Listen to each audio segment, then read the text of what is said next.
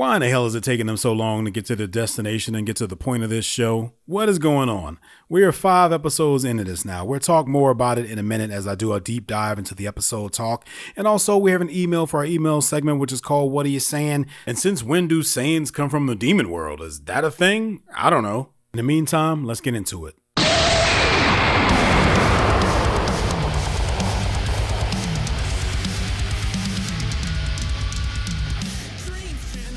What's up, guys? Welcome to episode 5 of Rock the Dragon, a Dragon Ball Daima podcast. I'm your host, Tim Bridgewater. I almost said Dragon Ball Super just now. I did. I guess I would have been forgiven for that, considering how many episodes of that podcast I did. If you happen to be someone who is just stumbling upon this podcast for the first time, I have an entirely other podcast that I did before this one called Rock the Dragon, a Dragon Ball Super podcast. So you can check that one out on Spotify and Apple Podcasts, and probably quite a bit of other outlets as well. And I'd also like to take a quick second to remind you guys that my other podcast, which was Republic City Report, a Legend of Korra podcast, is now available on Spotify. So if you happen to be someone that's been considering watching The Legend of Korra, assuming that you haven't done so already, or you have not watched Avatar: The Last Airbender, you definitely need to watch that. But if you watch that, you might as well watch the follow-up series, which is The Legend of Korra. And I did a podcast where I talked about books 2 through 4 of that series. So if you like what you hear here and you want to hear me talk about something non-Dragon Ball related, you can also check out Republic City Report. In the previous episode of the podcast, I threw out this new idea of possibly introducing a news segment at the start of each show. You guys probably know that I don't usually talk about much news related things here. I usually just try to keep it to the anime. And then I also read your emails for our email segment, which is called What Are You Saying? So send me an email at rockthedragonpodcast@gmail.com if you have an email. But I've been trying to experiment with different things and different options of things to sort of talk about, especially considering the fact that this Dragon Ball Daima show appears to be starting off at a very, very slow and not great rate so far. So, I'm just trying to give you guys more content so I don't come on here and just talk about a show for 20 minutes because it just feels weird to do that. But when there's not much going on in the episodes and there's not much to talk about and the episodes kind of suck, that's kind of the only option that's left. And I don't want to just stand here for 25 to 30 minutes and just, talk shit about an episode of a show. I mean, obviously I love Dragon Ball, but this show so far is just not that good. Okay. But we're going to stick with it for, the foreseeable future, and then we'll reevaluate as the show goes along.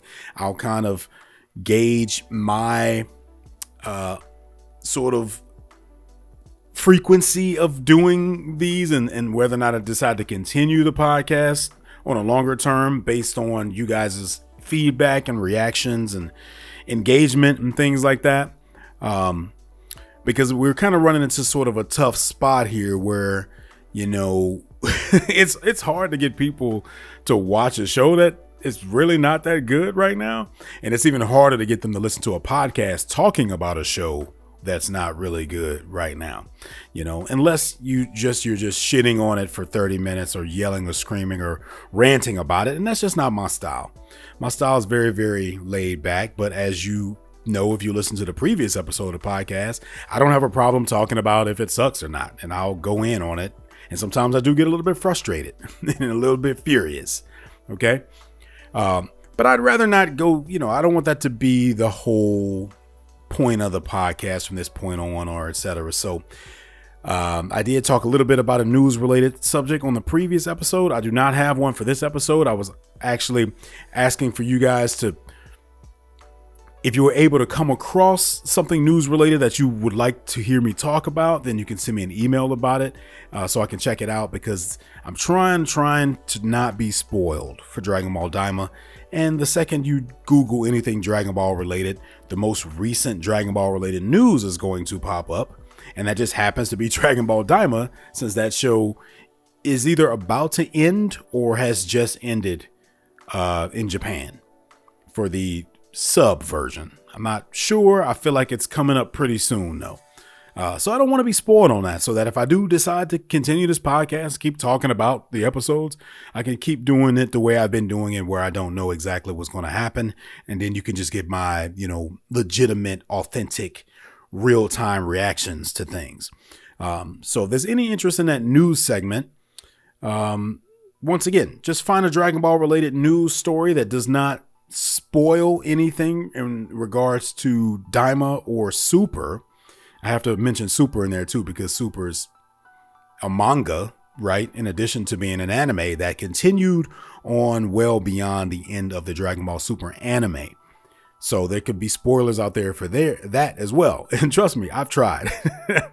I've tried to look up Dragon Ball news, and they're just everywhere. So if that is something that you're interested in, take your time, and I don't want you guys to be spoiled either. So if you're not someone who has already watched Daima or doesn't care about spoilers, you may not want to do this either. But if you are someone who doesn't care about spoilers and has watched Daima already, the subbed version, then you guys, I'd be happy to hear from you and take some suggestions for news related topics. I did get a news segment name suggestion, because I also mentioned that I would take suggestions for the name of the segment, because our email segment, which is called What Are You Saiyan? That was actually a suggestion that a listener gave me on the previous podcast, and I've been using that ever since, and it works out pretty perfectly for the email segment. Now, I did get one suggestion here from Adrian over on Spotify. Don't forget that you can leave comments on each individual episode of the podcast. If you are a Spotify listener, you can leave comments there. So Adrian left a comment that says, what about the Capsule Corp Chronicles for the news segment? So Adrian is suggesting here that we call it Capsule Corp Chronicles. Adrian, first of all, thank you so much for just being a fan and always responding and being very, very engaging with the podcast. I talk to you on Instagram, stuff like that sometimes. I really, really appreciate you, just being a very active and involved listener. I know it's not easy for everyone to do that. So for those of you who take a second out of your day to say something, I appreciate you guys. Now let's talk about this name for a second. You know what? I really, really like the Capsule Corp part, just kind of including that in there somewhere, because it honestly reminds me of my other podcast, Republic City Report. Capsule Corp Chronicles, Republic City Report is kind of a similar vibe, and maybe you were going for that on purpose. So I do like that part, but the only part I'm not crazy about is the Chronicles part, because I think Chronicles sounds a little bit less like news and maybe more like, a dark documentary, that's being done on Capsule Corp. It's like the Capsule Corp Chronicles, where we just follow Dr. Brief around while he experiments with robots and turns people into robots and stuff. Or, not Dr. Brief. That would be more like Dr. Giro in that case. But Dr. Robotnik. Yeah, there you go. But yeah, I want to take a couple more suggestions for that before we decide what that's going to be called. But I definitely appreciate you mentioning that. And once again, I do like the Capsule Corp part of it. So, keep your brain going on that one for me. Let me know if you have any other suggestions. Do you have any suggestions, once again, for the news segment or news topics? Send me an email at rockthedragonpodcast@gmail.com. I do have an email for our normal segment, What Are You Saying, from Andrew, that I'm going to read at the end of the episode after the episode talk. So I do have an email here I'm going to read for What Are You Saying this week. But with that being said, I don't have anything else to cover here. So I'm going to jump on over into the episode talk for this week. Of course, this episode of Rock the Dragon, a Dragon Ball Daima podcast, is going to cover episode 5 of Dragon Ball Daima, titled Panzy.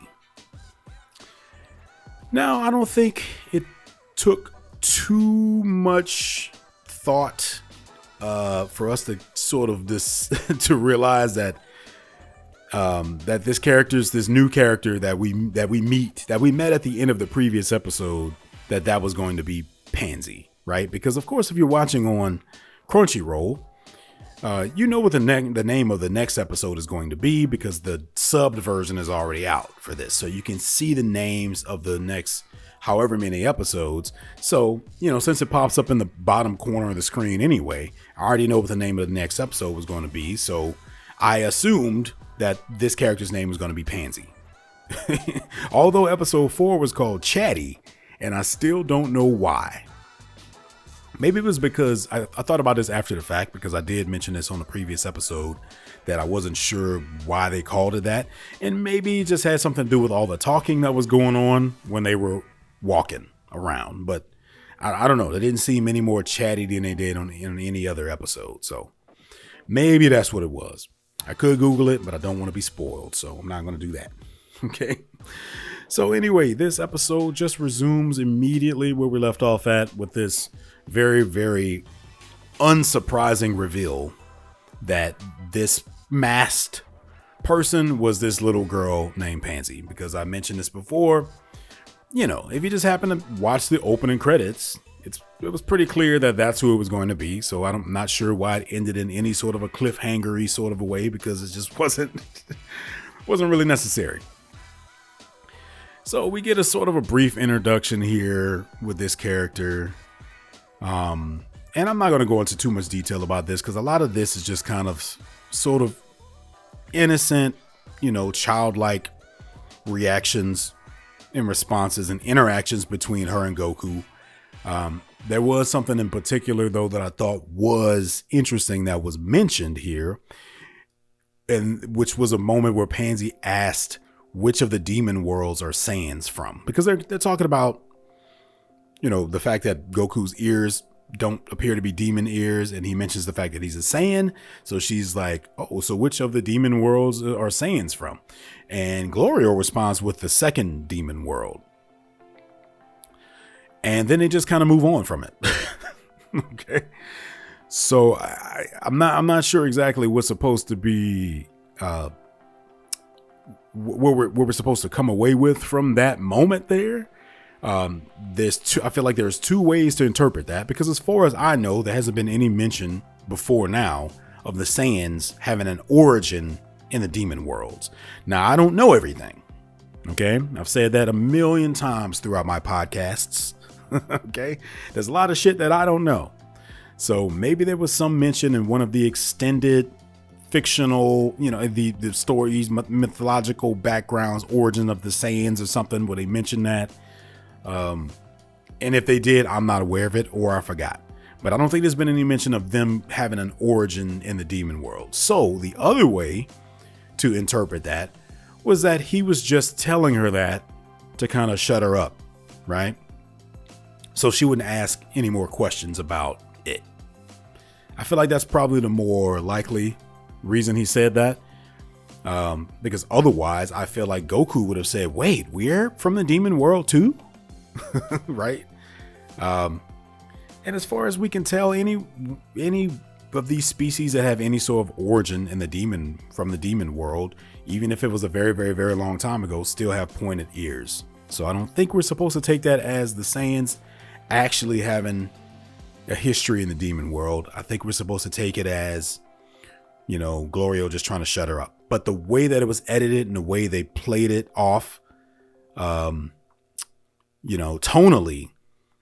I could see how it'd be confusing to know what the intention was there. Now, eventually she gets around to asking them where they're headed to, where they're going, and then they mention the castle, right? Now, on my first watch of this, I was immediately freaking the fuck out. Like, meaning I'm watching the episode and I'm like, wait a minute, what? Because we talked about this in the previous episode, right? They made a decision in the previous episode that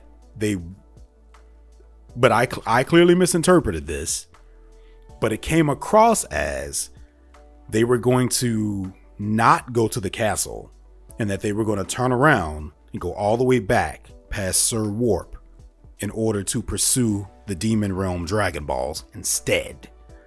That's the way it came across when he said it. It didn't come across in a way to me that they were going to go to the castle first and then go back. Okay, but apparently that's what's happening here. So some of those concerns I had in the past episode weren't really concerns because they're not going back yet. They're not going back until after. Because I was also mentioning them having to cross the Sea of Darkness again and things like that. Well, if they're still continuing on their current path toward the castle, then they wouldn't have had to cross that yet. But then that still brings in the question of how much sense it really does make to even go back all the way and try to fight, this Tamagami for a Dragon Ball when you don't know how strong it is at all. But of course, that doesn't matter to Goku. But I'm just saying that from a story perspective, I feel like someone should be suggesting that could be a bad idea. And everything that we've heard from about these Dragon Balls so far is that no one in the history of their creation has ever been strong enough to defeat the Tamagami and actually use the Dragon Balls. So with those odds, it doesn't seem like it's the smartest idea to try to go all the way back, fight one of them, then go all the way to the next one and fight another one, and then go all the way to the next one and fight another one. I mean, how much time do they have here? I mean, for all they know, Dende could be being tortured right now. It just a lot of and I'm going to mention this a couple of times, a lot of the writing choices here just seem like really, really convenient ways to stretch this series out. Because I've already mentioned the fact that I feel like a good 80% of everything that we've seen so far in these past episodes has meant nothing and served no purpose. I mean, this whole journey with them losing the ship and losing the plane and stopping at the taverns and, the sky seed and all of that just feels really, really pointless. Now, the only thing that I feel like that might come out of all of those episodes that's going to matter later on are those lame ass bugs, the fusion bugs and the sensu bugs. Certainly they didn't introduce those for nothing. That'll come back around at some point, but the rest of it just feels pretty useless. Okay. And now they're going to go all the way back to take a big chance to fight some things that they don't even know if they're strong. I mean, like I said, every mention of these Dragon Balls so far has been the fact that no one has been able to use them ever because they can't beat the Tamagami, which also begs the question, why did they even create these damn Dragon Balls to begin with if no one has ever been able to use them? You know what I mean? Like, I think I mentioned this in episode 1 of the podcast. I do actually like the idea that there is a fail safe or a safeguard in place for the Dragon Ball so that people won't abuse them. I do like that idea. I feel like that's something that they should introduce on the Earth's Dragon Balls so that, random villains can just show up from different realms and make a wish. But of course, apparently Shinran can also just choose whether or not he wants to grant your wish or not.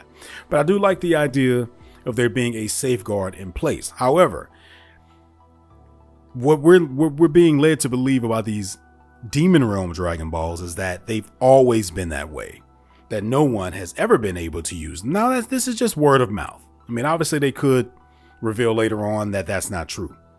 But if no one has ever been able to use them, then why would they create it to begin with?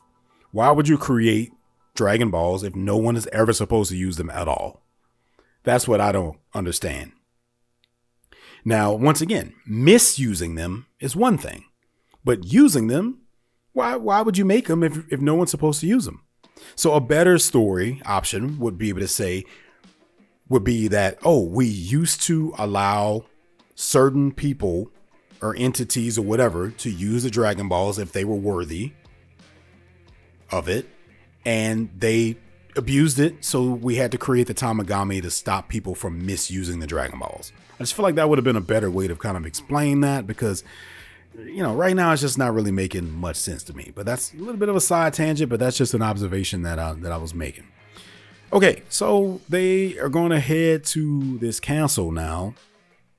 And of course, this girl wants to join them for some reason. I don't know. I feel like we don't get enough sort of interaction here, and we don't know enough about Panzy at this point to understand why she wants to go with them. I guess it's the fact that she's just maybe impressed that Goku beat all of these soldiers up. And I guess that was enough for her to just completely trust them and just want to go with them. I don't know. You try not to think about it too much in these situations. Now we get some more conversation and a little bit more interactions between her and Goku. Some jokes about the names happen.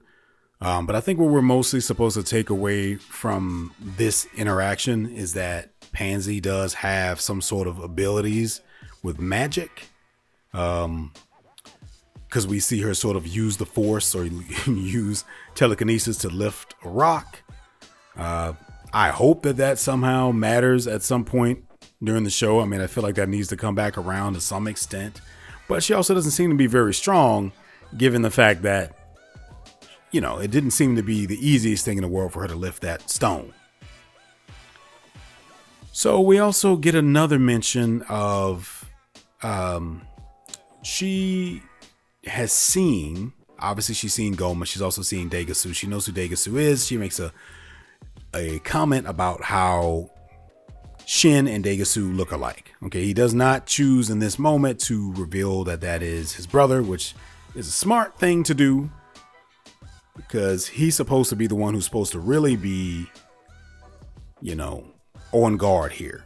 And he is. He's been very, very suspicious of Glorio based on good reasons. I mean, I do have to say that I've liked so far what they've been doing with Supreme Kai and how his response to all of this has kind of been. He's asking the kind of questions that we as the audience would be asking. Obviously, I'm asking a lot more questions than he is, but that's all right in this situation. And then we get some stuff with Glorio that I just don't like. I mentioned this. I don't. This could change, and I hope that it changes. But as it stands right now, I don't really care for this character Glorio. I mean, he's not doing anything wrong. But I think I mentioned this a couple episodes ago. But I just feel like he feels like a very stereotypical anime character. Like, I feel like a lot of anime just has a character who just, he just talks like this the entire time. And my name's Glorio.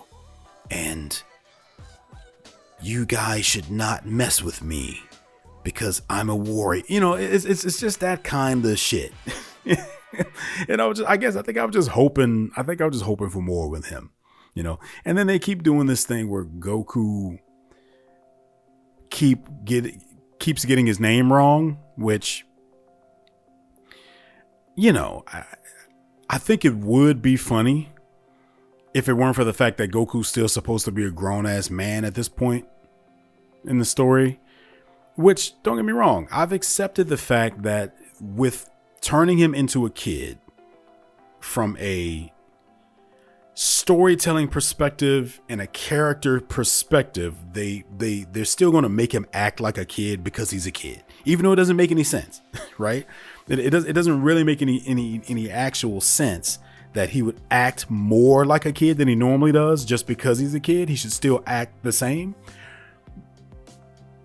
But the whole point of them turning them into kids, I think, to begin with, is to sort of tap into that sort of vibe. So I'm letting that slide. I'm not going to nitpick that to death.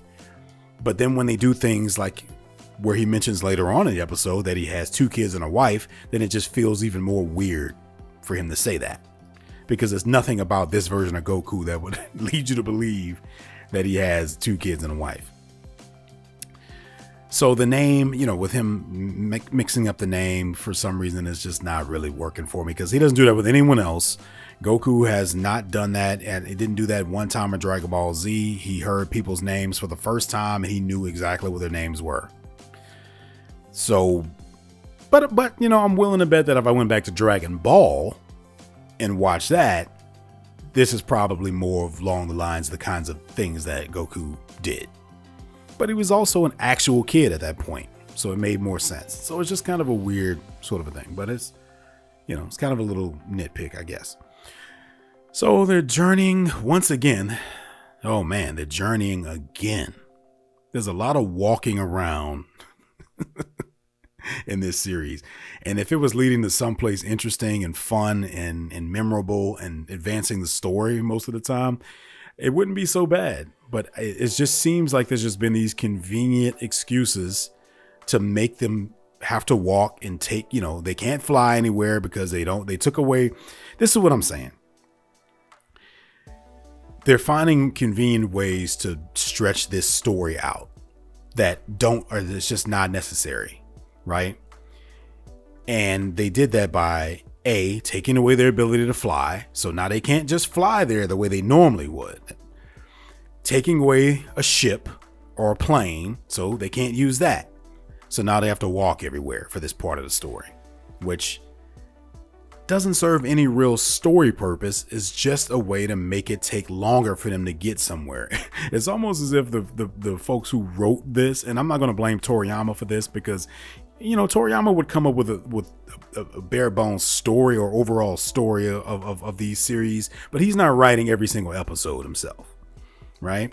So it feels like they just went and watched a bunch of adventure movies or TV shows and made a checklist of bullet points of things they needed to cover. Meaning like, they need to be headed somewhere in the distance. Check. But they need to walk for some reason. Check. They need to meet a new character here. Check. They need to run into a bad guy here. Check. And don't get me wrong. Some of the greatest adventure stories of all time do all those things. That's why it's a formula that works, right? But they're just failing at it because there's no meaning here behind any of it. There's no weight behind it. It's just shit that's happening for the sake of it happening.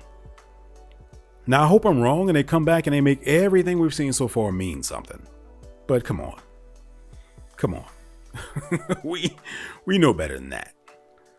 I'll eat my words if it comes back around and the sky seed matters. You know what? I don't like the sky seed regardless. Even if they bring it back, it still doesn't mean that it meant something because it just wasn't necessary for the story. Once again, they could have removed the sky seed and several other things and have gotten to the same point that we're at in the story right now, but just a lot faster. But they had to introduce these hurdles that just didn't mean anything in order to drag this out. Thank goodness we get one quick scene, way too quick, way too short, but we cut away from them for a minute and they take us back to Goma in the palace where baby Dende is being read a story by this caretaker. Okay. So at the very least, it's just good to see other characters because they're spending way too much time following around Goku and Supreme Kai and Glorio when there's really nothing happening. I mean, if you really think about, we're on episode 5 and has anything vital happened story-wise yet? It happens in this episode, kind of, sort of. But they could have gotten to this a lot faster, right? And I would even argue and say that even though it is refreshing to see Goma again here and so we can check in with them, it doesn't really tell us anything either. It doesn't tell us much. No, it tells us a little bit. But this is all ultimately sort of a contradiction of what was already established as Goma's motivation for taking Dende in the first place. And this scene, he mentioned something about, this Namekian is the future of the demon realm. We're gonna use him to create new Dragon Balls. I don't remember them saying that at all when they decided to take him the first time. The first time I remember them saying something about him being like a bargaining chip or like a hostage, or if they needed him to trade, they would take him. But now all of a sudden there's this mention about him being like, the future of the demon realm. So when did that discussion happen and why? I mean, how nice would it have been to actually see that discussion happen? So we do gather that little bit of information from that scene, but it's not enough. It's not enough. I thought it was interesting that the caretaker was reading Dende a story about a red ogre. A lot of times in TV shows and movies and stuff like that, that would be a really good opportunity for the writers to put in an Easter egg of some sort. So I was wondering, I wonder if this is a story about a red ogre and some meatballs that I'm not aware of. And maybe it's just a fun little side thing or something like that. And I Googled that shit and didn't find anything. Now, obviously, the concept of a red ogre is a very, very common and well-known sort of mythological thing in Japanese culture. So that part of it is 100% supposed to be referenced to that. And then I also remember that, we got a red ogre and a blue ogre in Dragon Ball Z with Gaz and Mez, the two guys that run hell. Okay, remember those two guys? So one of those guys, they were both ogres and one of them was a red ogre. So I don't think it was necessarily supposed to tie into him specifically, unless there's some meatball related thing that I forgot about. But, a better show would have made that an Easter egg that would have been something worth discovering.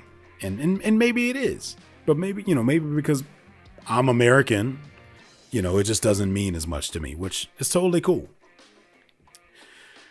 So they finally approach the castle here. And it is very, very quickly revealed that Panzy is not just some random little girl, that she is actually the princess of the king, the demon king that Glorio was bringing them to see this entire time. I can't say I predicted that. I didn't think for one second that she was going to be his daughter or something like that. But at the same time, it's not like it's this big shocking revelation. Okay. We've seen, this is another very, very common trope in movies and TV shows, to have someone who's secretly, a prince or a princess, and you don't find out until later on. I kind of wish they would have kept it a secret a little bit longer, because there was really no time to speculate at all as to this girl's identity and what she wants and why she's here and her purpose or anything. I mean, they just kind of told us pretty quickly that she's the princess. Now, I personally thought it was very, very strange in the beginning that Glorio did not recognize her, because up until this point, we had been led to believe, which in their defense, they correct this. But up until this point, we've been led to believe that Glorio was sent by the king to recruit Goku, right? Which to me would mean, well, if you have that kind of relationship with the king, certainly you know he has a daughter, and certainly you probably know what she looks like. So how the hell did you not know that was a princess? But it's revealed a little bit later on that Glorio was actually not sent by the king, that he approached the king with the information, thus casting a little bit more of a light on him, and in terms of what his true motivations here are. And that's something that Supreme Kai does bring up later on. This king stuff, I'm not gonna lie, I'm not a big fan of it. I don't really care for it. We'll talk more about this a little bit later. I'm not a big fan of his voice. Once again, we'll talk more about this. This just feels like, once again, it just feels like another sort of unnecessary stopping point or a hurdle to slow them down to drag this out. Because there's this whole scene that takes place in the throne room, which doesn't really, solve anything. I mean, we get to see a little bit of the interaction between Panzy and the king. But a lot of them, this is them just kind of finding out stuff that they didn't know about Goku, which is things that we already knew.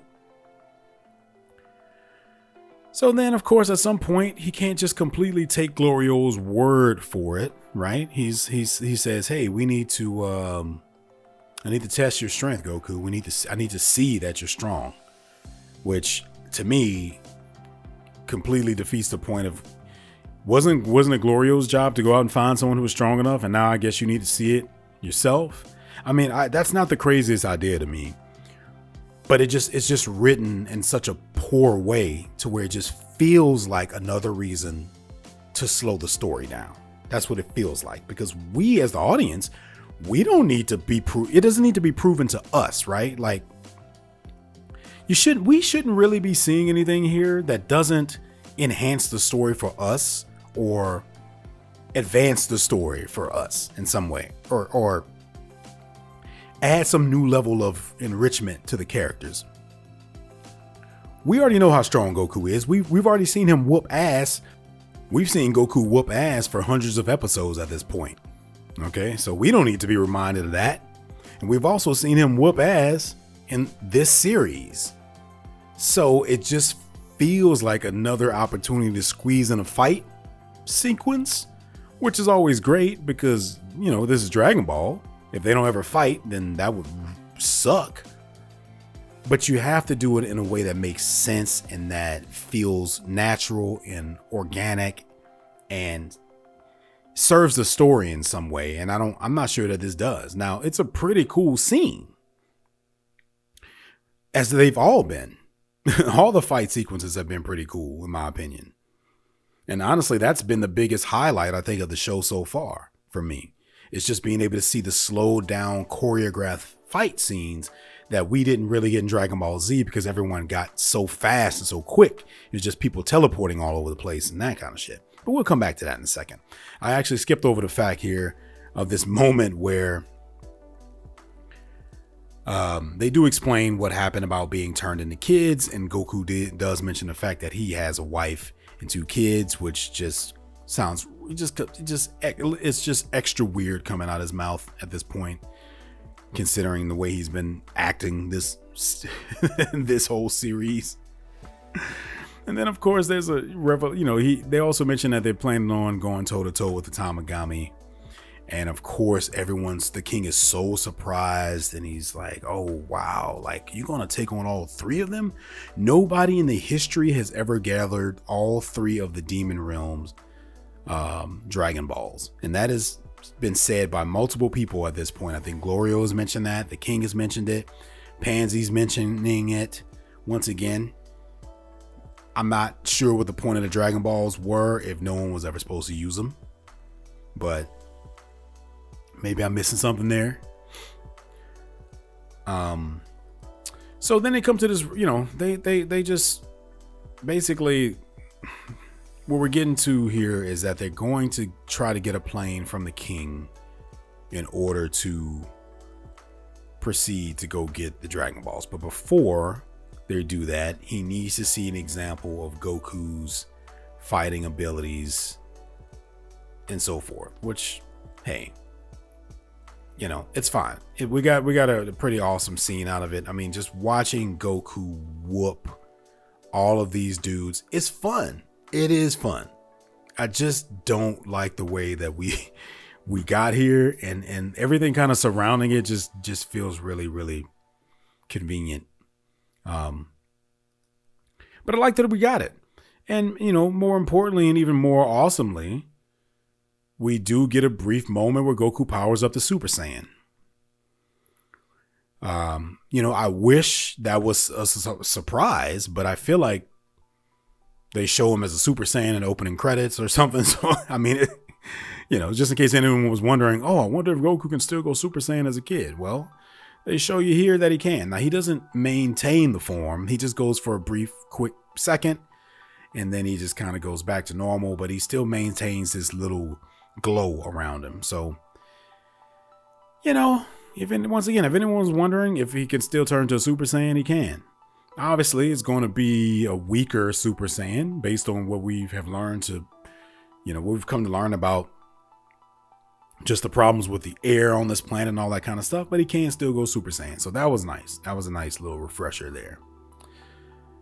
So they're loading up, and of course I was wondering when they were going to bring this back around and what the very, very convenient sort of explanation was going to be for getting the rest of our heroes over to the demon world. Because remember, even though we haven't seen them in, 5 episodes, we still have Piccolo and Bulma and Vegeta and Kibito back on Earth working on this other ship so they can come over. And a concern that Supreme Kai had was, Kibito's not going to know the pin code. They're not going to be able to get here.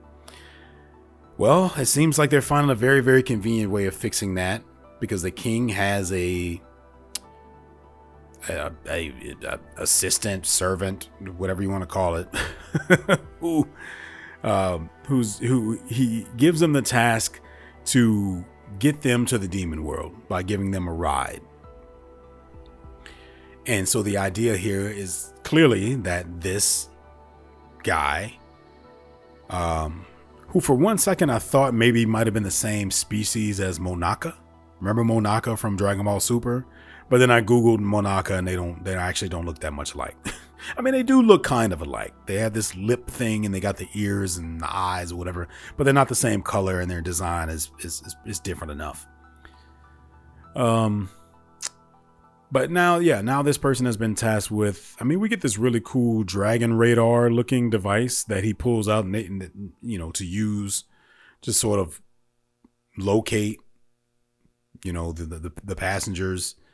And I thought that was a very, very cool moment. And that just looked, it just was a cool design choice in the way it was animated and things like that. So the idea here now, I suppose, is that they're going to just go pick them up. So once again, just doesn't, when you create problems and then you solve them with stuff like that, it feels really convenient. Right. I talk a lot about get out of jail free cards. That's just a term that I use. If you play, I've used that term so many times throughout the history of the podcast, and I don't know if I've ever really explained where that came from.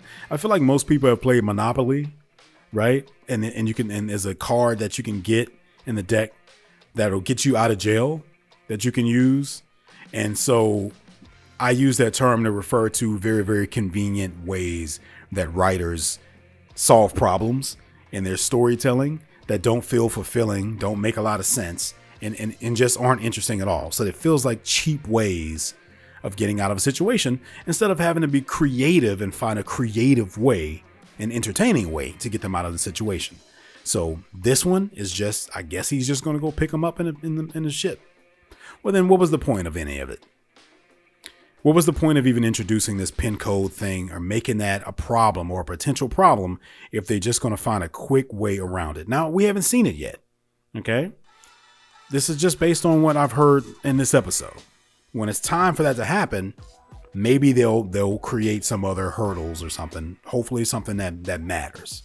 But for now, it's just like, well, that's a quick and easy way to solve that. Well, what was the point? They could have just, if they needed a hurdle, the hurdle could have been, we have to fix this other ship. And that was enough. We didn't need to have to introduce this pin code being a problem for them at all. Supreme Kai could have just given the pin code to Kibito telepathically the way he tried to do it, and they still would have had to wait because they still had to fix the ship. So that alone would have been enough of a hurdle.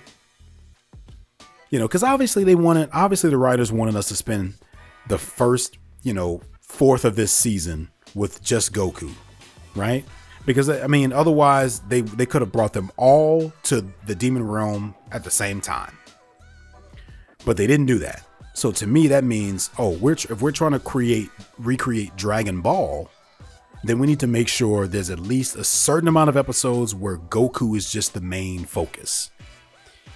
And what happens is that when you start to write from that sort of perspective, you start to inadvertently create these scenarios that support the original idea, but aren't actually good ideas themselves, if that makes sense. Like the fact that they're slowing this down so that this is an actual journey, but they're creating these little convenient ways of slowing it down that don't actually mean anything. Right? So that's what they did by having the rest of them stay back on Earth, with the ship problem. But I will admit that the ship problem was a good way of doing that. Right? Because the way that they explained it was that, we've seen ships that were too small to fit people before. Sure, there are bigger ships, but we've also seen, when Trunks came from the future, it was only big enough for him.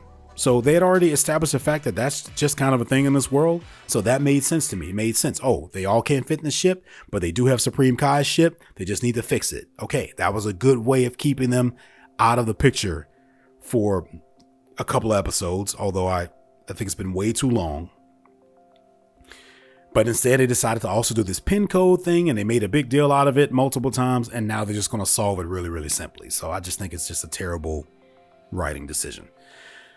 We get this moment where the animation changes for, I don't know, a really quick scene for some reason. That's just an anime thing. I mean, so I'm not going to talk too much about that. You know, a lot of anime will just change up their animation style, or the character design will be different all of a sudden for a couple of frames. So, you know, that's, I guess it was okay.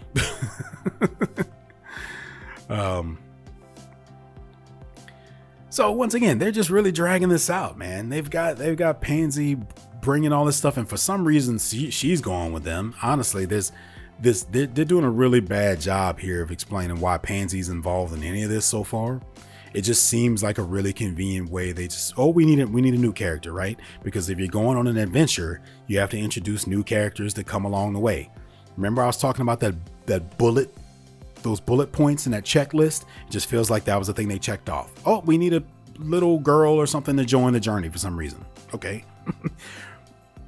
The creative thing to do here would be to give her a really good reason for joining them, though. And I'm not picking that up. She's saying she wants to see Goma go down, but is that enough? Why does she want to see him go down? You know, let's Okay. You know what? Let me back up a minute. Maybe her interaction at the village with the townspeople being abused and stuff like that, maybe that's her motivation. Okay. Maybe that's her motivation for wanting to join this trip. But as far as we know, she can't fight. So I don't know what the hell she plans on doing. As far as we know. I mean, not in a way that, would be enough in a battle like that. But okay, so I'll give her that one, but I wish they would have brought that back around in this moment. Instead of her saying, I just want to see Goma go down and say, what I saw at that village was terrible. I want to be there to make sure that Goma, gets what he deserves or something. Now,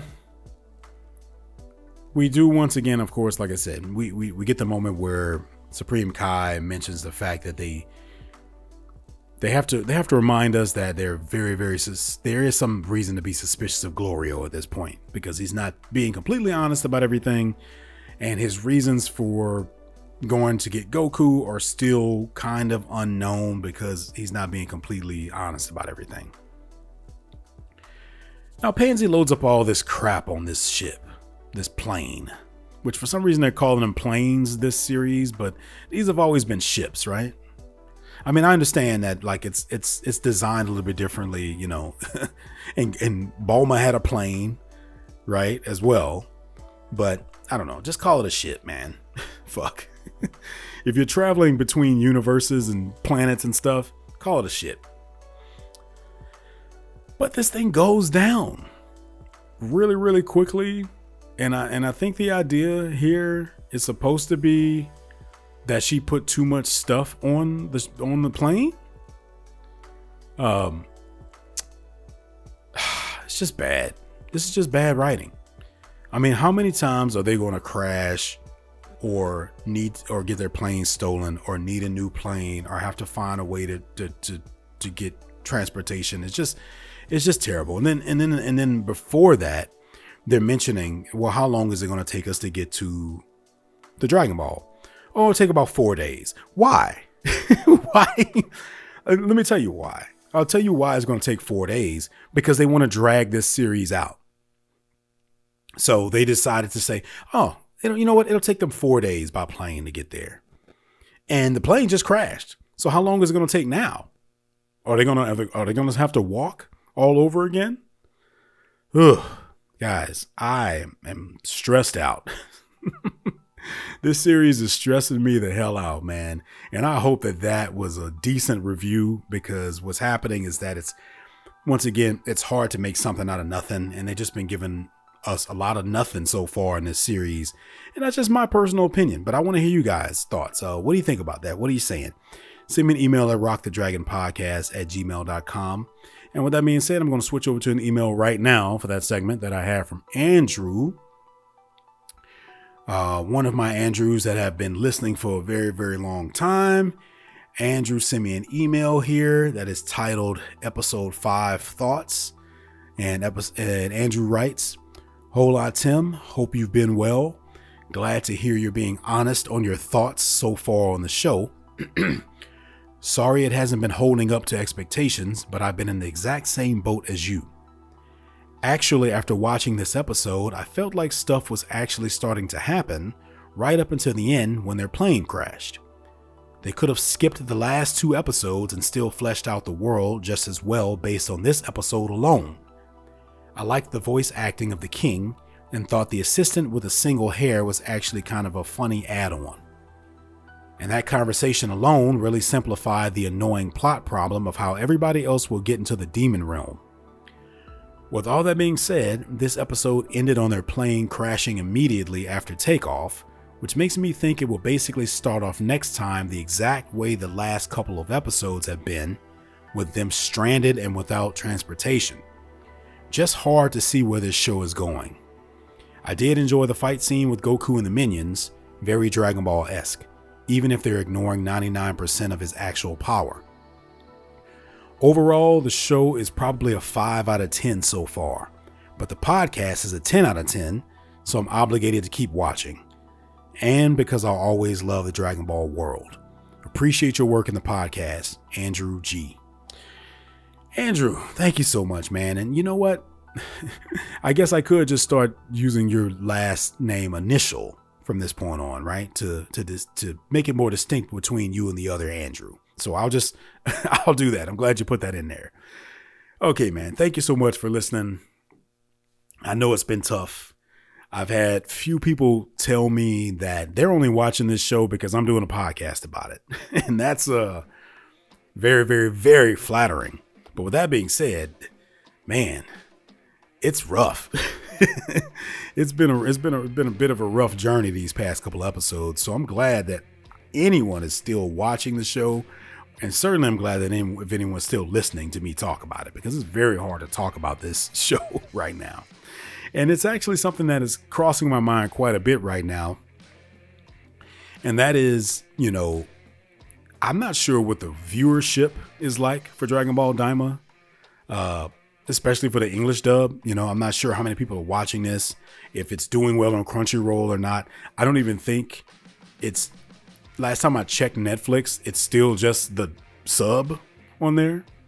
I think it's the same thing with Hulu. So I don't know if you have to have Crunchyroll exclusively to even watch the English dub, because if so, then I think it's safe to say the viewership of this show is going to be drastically lower than Dragon Ball Super, which clearly Dragon Ball Super had, a cable television release, being on Cartoon Network, and then also being online and all of that. And, so there's a lot more exposure for it.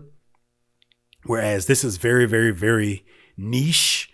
I don't know if many people were going to watch this in general, just based on the premise, because a lot of people were immediately turned off at the idea of them being turned into kids. So a lot of people are just on watching. And then on top of that, they have to have a Crunchyroll subscription that they have to pay for. I can't imagine that there's many people watching this. And because of that, I don't think it's crazy for me to assume that a lot of people aren't going to be listening to this podcast, because if you're not watching the show, you're probably not listening to this podcast.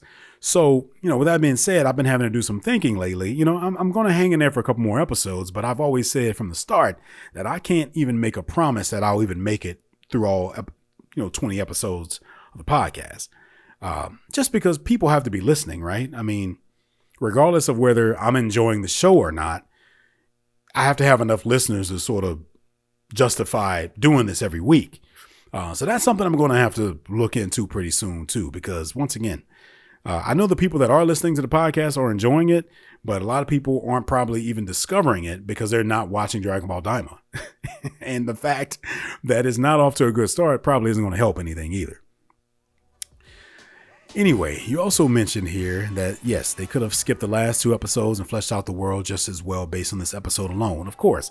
Yeah. And I've talked about this. I mean, the only thing that's really happened in the past 5 episodes is that they have met Panzy. We've realized that Goma's new reign is already affecting the townspeople, right? And they made it to the castle and now they're just going back the way that they just came. I mean, that's really all that's happened in 5 episodes that feels relevant at all. The past 4 episodes, because episode 1 was not that bad, right? I mean, episode 1 was just setting the stage for everything. And even episode 2 was okay. So I guess we can say the past 3 episodes, it's just been like nothing has really happened here. So, they could have just started off with them walking through the desert and they stumbled upon that town and they walked from there and they went to the castle, because that's all that really happened. All the other shit just felt like useless filler. And I feel like it was. I feel like they just decided they wanted to drag this out and they just couldn't do a good job of being creative enough to write a better story and ways to get us from point A to point B. You mentioned that you liked the voice acting of the king. I was not a fan of that. Okay, but let me rephrase. It's not the voice acting that I had a problem with, right? It's just the voice. I just don't, back in Dragon Ball Z, back in the original Funimation dub of Dragon Ball Z in the Ocean dub, it was understandable why some of the characters sounded the way that they did. Once you learned about the behind the scenes of what it was like to record the voices for Dragon Ball Z back then, when, this is the early days of, the internet and digital, communication and things like that. It was still new, right? I mean, you can find YouTube videos of them talking about the horror stories of having to try to dub Dragon Ball Z based on what they had and what they had to go by. And they only had so many actors available, right? So, and that's why we had a lot of the same actors doing multiple voices for different characters, because it was easier just to pay them a little extra to do more voices than it was to go hire a completely different actor.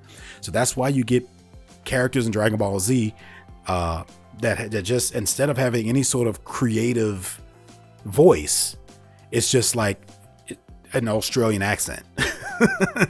Like Jace, for instance, right? For me, Jace always comes to mind because Jace just had an accent. You know what I mean? He just had like an Australian accent. It's like, okay, is that the best they could do with that? But once again, given the fact that, given what we know about it now, it's understandable why he sounded that way. It's a different ball game out here now. I don't think there's any reason why this king needs to sound like he's from New Jersey or something. I mean, or Brooklyn. Like, I don't understand why that would be the option to go with here. I mean, why not make him sound like a king? With some level of esteem, but he can still be a little bit kooky at the same time. I mean, it's okay. So it didn't work for me. It just reminded me of, some of the lesser stellar voices back in early Dragon Ball Z. Let's see. And you also mentioned here that conversation alone really simplified the annoying plot problem of how everybody else would get into the demon realm. Yeah, it did. Now we'll see if it actually plays out like that. But right now it just sounds like a really convenient sort of solution to a problem that they didn't even need to create. So, And you also mentioned that this episode ended with their plane crashing immediately after takeoff, which makes me think it will basically start off next time the exact way. Yeah. And I mentioned that earlier, right? Like this, the past 3 or 4 episodes has just been them trying to get somewhere and just having hurdles for no reason that didn't matter and didn't mean anything and has not affected the story at all. So I feel like we're going to get the same thing again. This ship is crashing for no reason, and now that I guess they're just going to start walking it again. I mean, it's just really, really bad writing. You enjoyed the fight scene with Goku? Yeah, that's definitely been the shining light here. And you're right. Yes, they are ignoring. You said even if they're ignoring 99% of his actual power. Well, they've tried to explain why, he's depowered, and I've talked about it quite a bit. Is it a good explanation? No, but that's all we got. So I'm with you on that. But like I said, the one upside to that is that we get to see these well choreographed fights now that we normally wouldn't have gotten if Goku was at his full strength, right? And we do actually get a little bit of a taste of him. I think he does. Well, I couldn't tell if he did. I don't think it was an instant transmission that he did this episode, but he did the teleport thing where, it's not an actual teleport, but when they move super quickly and it looks like they teleported, he did that. And then he did power up to Super Saiyan for a minute there. So it was nice to just kind of see that. And then you ended by saying overall the show is a 5 out of 10 so far. You know what? I think I would agree with that. Yeah. So far, 5 out of 10. I might even go a little bit lower if I'm being honest. I might even go with a 4.5 or something like that. And this is, we're no stranger to this, right? Like, I mean, Dragon Ball Z has plenty of episodes in it that aren't great. Dragon Ball Super has so many bad episodes.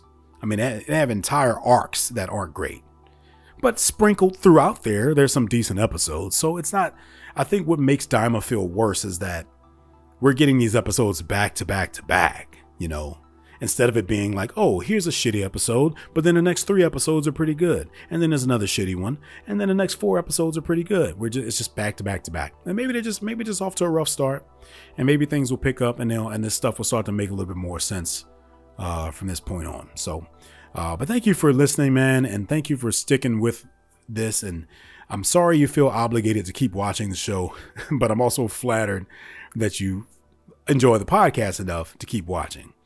And yes, man, and we all love Dragon Ball, but when you love things, you can always point out the bullshit too, right? I mean, that's just how it is. So, Andrew, always good to hear from you, man. Thank you so much for writing in. If you have anything you want to say, send me an email at rockthedragonpodcast@gmail.com. You can also leave me a review over on Apple Podcasts. The reviews were looking pretty good there for a minute, and then they just kind of died off. So if you guys are still listening, I mean, I can see the analytics. Okay. So if you're one of the people that are coming back week to week to listen to this and you haven't left me a review yet, what are you waiting for? Go ahead and leave me a review. Give me something to get excited about regarding this show. Give me something to fucking be pumped about. Give me a good review. It's been a while since I've read one. And if you listen on Spotify, you can leave me a rating really, really quickly and really, really easily. A 5-star rating, or however many the max stars is on there. I'm not sure what it is. Also, hey, go over to Instagram and give me a follow there if you haven't had a chance yet. The plan there was to consistently put up some video content as well. But life just kind of gets in the way, and that's been a little bit challenging this past week, but I'm hoping to get back into that, and also have a bunch of other things that I've made that I plan on sharing for the first time or resharing over there just as short reels. But anyway, I can use your support there if you have an Instagram. So I think that about does it for this week, guys. So I'm going to sign off here and say until next time for Rock the Dragon, a Dragon Ball Daima podcast. My name is Tim Bridgewater. I will see you guys next time. Until then, keep on rocking the dragon.